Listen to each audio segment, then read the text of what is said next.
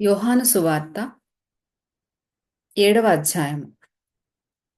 అటు తరువాత యూదులు ఆయనను చంపవెదకినందున యేసు యూదయలో సంచరించనొల్లక గలిలయలో సంచరించుచుండెను. యూదుల పర్ణశాలల పండుగ సమీపించెను గనుక ఆయన సహోదరులు ఆయనను చూచి, నీవు చేయుచున్న క్రియలు నీ శిష్యులను చూచునట్లు ఈ స్థలము విడిచి యూదయకు వెళ్ళుము. బహిరంగమున అంగీకరింపబడగోరువాడెవడునూ తన పని రహస్యమున జరిగింపడు. నీవు ఈ కార్యములు చేయుచున్న ఎడల నిన్ను నీవే లోకమునకు కనబరుచుకొనుమని చెప్పిరి. ఆయన సహోదరులైనను ఆయన యందు విశ్వాసముంచలేదు. యేసు, నా సమయం ఇంకనూ రాలేదు, మీ సమయం ఎల్లప్పుడూ సిద్ధముగానే ఉన్నది. లోకము మిమ్మును ద్వేషింపనేరదు గాని దాని క్రియలు చెడ్డవని నేను దానిని గూర్చి సాక్ష్యమిచ్చుచున్నాను గనుక అది నన్ను ద్వేషించుచున్నది. మీరు పండుగకు వెళ్ళుడి, నా సమయం ఇంకనూ పరిపూర్ణము కాలేదు గనుక నేను ఈ పండుగకు ఇప్పుడే వెళ్ళనని వారితో చెప్పెను. ఆయన వారితో ఈలాగున చెప్పి గలిలయలో నిలిచిపోయెను. అయితే ఆయన సహోదరులు పండుగకు వెళ్ళిపోయిన తరువాత ఆయన కూడా బహిరంగముగా వెళ్ళక రహస్యముగా వెళ్ళెను. పండుగలో యూదులు ఆయన ఎక్కడనని ఆయనను వెదకుచుండిరి. మరియు జనసమూహములలో ఆయనను గూర్చి గొప్ప సణుగు పుట్టెను. కొందరు ఆయన మంచివాడనిరి, మరికొందరు కాడు, ఆయన జనులను మోసపుచ్చువాడనిరి. అయితే యూదులకు భయపడి ఆయనను గూర్చి ఎవడునూ బహిరంగముగా మాటలాడలేదు. సగము పండుగ అయినప్పుడు యేసు దేవాలయంలోనికి వెళ్లి బోధించుచుండెను. యూదులు అందుకు ఆశ్చర్యపడి, చదువు కొనని ఇతనికి ఈ పాండిత్యం ఎట్లు వచ్చెనని చెప్పుకొనిరి. అందుకు యేసు, నేను చేయు బోధ నాది కాదు, నన్ను పంపిన వానిదే. ఎవడైనను ఆయన చిత్తము చొప్పున చేయ నిశ్చయించుకొనిన ఎడల ఆ బోధ దేవుని వలన కలిగినదో లేక నా అంతట నేనే బోధించుచున్నానో వాడు తెలుసుకొనును. తనంతట తానే బోధించువాడు స్వకీయ మహిమను వెదకును గాని తన్ను పంపిన వాని మహిమను వెదకువాడు సత్యవంతుడు, ఆయన యందు ఏ దుర్నీతియూ లేదు. మోషే మీకు ధర్మశాస్త్రము ఇయ్యలేదా? అయినను మీలో ఎవడును ఆ ధర్మశాస్త్రమును గైకొనడు. మీరెందుకు నన్ను చంపజూచుచున్నారని వారితో చెప్పెను.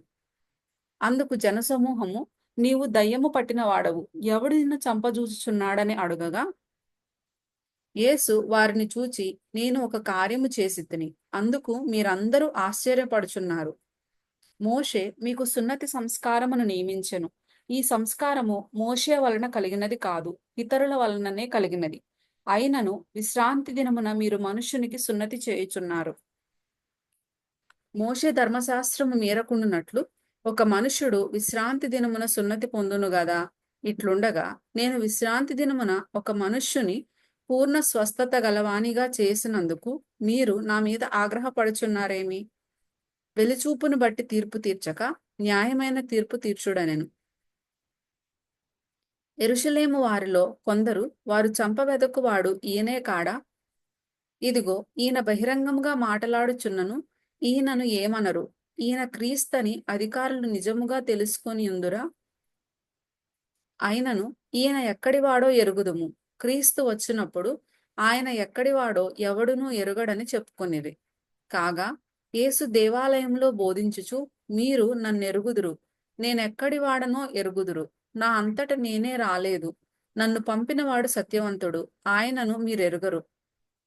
నేను ఆయన యొద్ద నుండి వచ్చి తిని, ఆయన నన్ను పంపెను గనుక నేను ఆయనను ఎరుగుదునని బిగ్గరగా చెప్పెను.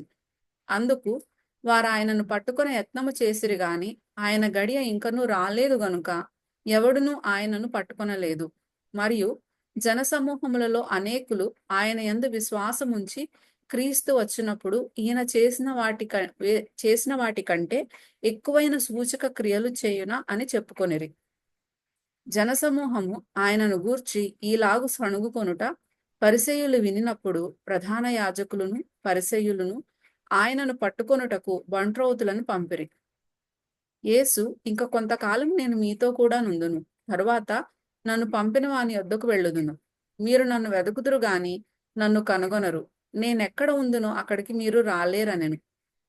అందుకు యూదులు, మనము ఈయనను కనుగొనకుండునట్లు ఈయన ఎక్కడికి వెళ్ళబోవుచున్నాడు? గ్రీసు దేశస్థులలో చెదిరిపోయిన వారి యొద్దకు వెళ్ళి గ్రీసు దేశస్థులకు బోధించునా? నన్ను వెదకుదురు గాని కనుగొనరు. నేనెక్కడ ఉందునో అక్కడికి మీరు రాలేరని ఆయన చెప్పిన ఈ మాట ఏమిటో అని తమలో తాము చెప్పుకొనుచుండిరి.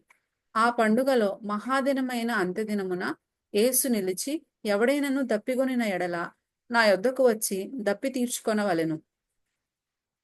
నా యందు విశ్వాసముంచువాడెవడో లేఖనము చెప్పినట్లు వాని కడుపులో నుండి జీవజల నదులు పారునని బిగ్గరగా చెప్పెను. తన యందు విశ్వాసముంచువారు పొందబోవు ఆత్మను గూర్చి ఆయన ఈ మాట చెప్పెను. యేసు ఇంకనూ మహిమపరచబడలేదు గనుక ఆత్మ ఇంకనూ అనుగ్రహింపబడి ఉండలేదు. జనసమూహములో కొందరు ఈ మాటలు విని, నిజముగా ఈయన ఆ ప్రవక్తయే అనిరి. మరికొందరు ఈయన క్రీస్తే అనిరి. మరికొందరు ఏమి, క్రీస్తు గలిలయలో నుండి వచ్చునా?